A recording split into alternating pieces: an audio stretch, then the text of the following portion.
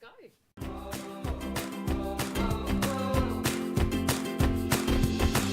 I might get you to crack the eggs straight into the bowl. And we're going to do a lovely rocket and parmesan salad to go with this as well. So it really is a complete meal. And we might get cooking, shall we? Let's do it. Sounds good. So how do you know if an egg is fresh? Oh, that's a great question. How you know an egg is fresh is if it's really, really heavy. So if you're getting eggs straight from the farm, they will not have a use-by date on them. So here's what I'm hoping is a very fresh egg. I can tell that this feels really, really heavy, which means it's fresh. So as an egg ages, it gets more air between the shell, which is porous. The air can penetrate the porous shell, and it actually starts to form a pocket around the egg white. So if this egg sinks, we know it's fresh. If it started to rise and you could see little bubbles starting to come up, then it's probably not the best egg to cook with. It's really started to age. So that's fantastic. That is a very fresh egg. And Hannah, we might get you picking that wonderful parsley that we got from our garden before. That'll be great to go as a garnish and to really add some extra flavour to our eggs. How many eggs? We need 6. We'll do a good omelette, sort of 6 to 8.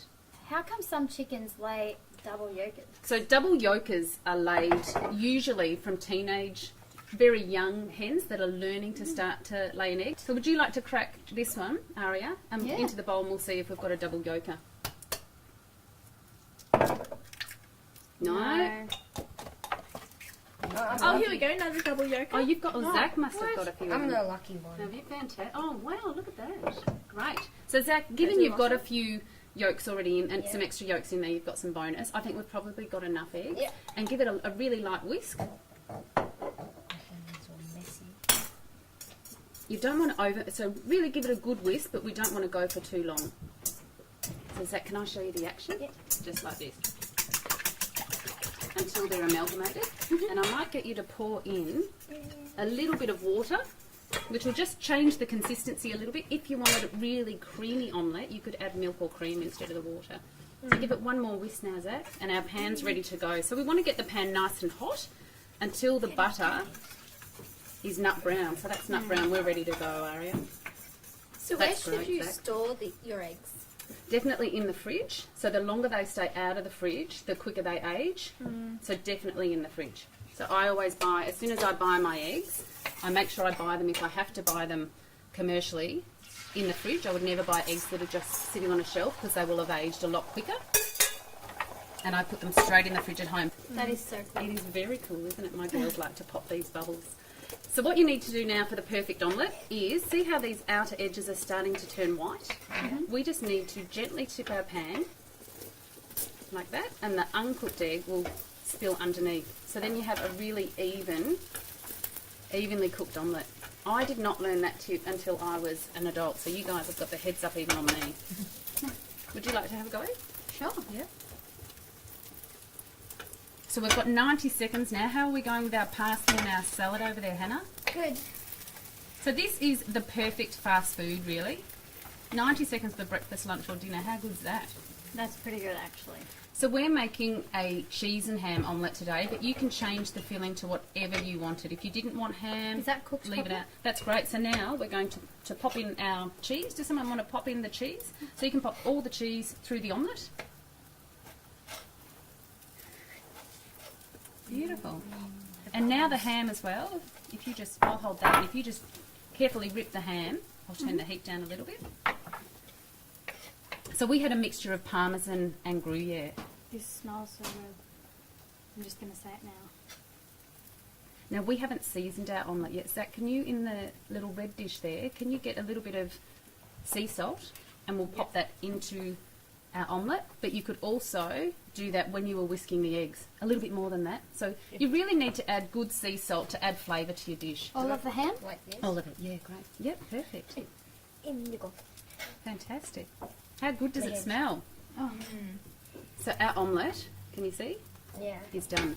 We're going to flip it over now. Is that the hard part? It can be, but you don't. If you find it too hard, you don't at all have to flip it over. Oh.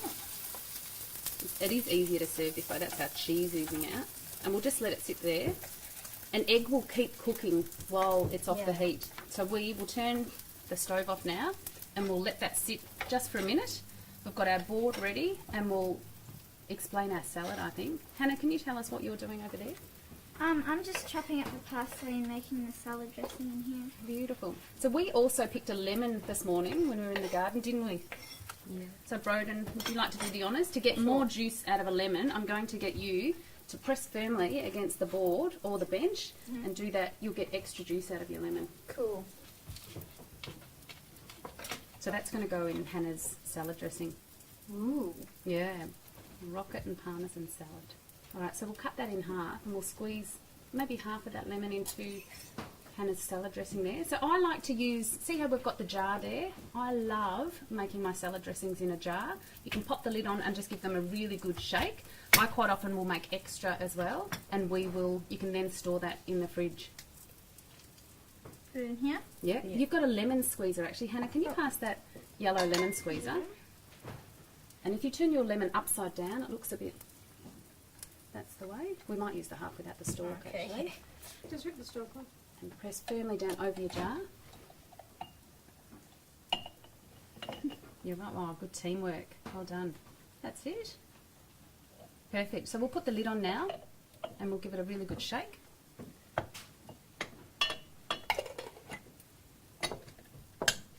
So what was already in there? What went in there, Hannah? We put 2 tablespoons of olive oil. And balsamic vinegar and garlic. That's right. A little bit of garlic. We could add some fresh herbs to that dressing as well. Would be really lovely. But we are going to use those on our omelette. Yeah. So a general rule for a really, really good salad dressing is 2/3 olive oil to 1/3 acid. And your acid can be balsamic, it can be citrus, it could be whatever you like. So that's a good way. So you no longer have to measure. You can actually, that's a good guide. All right. Would someone like to dress the salad for us? So you're dressing in a jar, but that's freshly washed rocket. Do you want me to just yeah. put it on? I love making salad with my hands. So pour your dressing in. That's probably plenty, Hannah. And then give it a really good mix with your hands. We'll always make sure we've got clean hands when we're in the kitchen. And we're ready to serve our omelette. Yummy. That's great, guys. Well done. And our parsley will go on top. How's our salad looking? Can I have that salad over here? Fantastic. And the parsley. Beautiful. Who's hungry? It smells good. Look at that. I'm always hungry, so. Lovely chopping, Hannah. We might add a little bit of parsley just to marry that off into our rocket salad. So that is the perfect breakfast.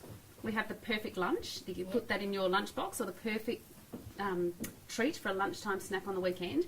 It is so good. I love serving this for my children after school. So if we have had a really busy night where we've run to swimming or they've got basketball or something really, really busy nights, this is the perfect dinner. 90 seconds. Well done. Yay.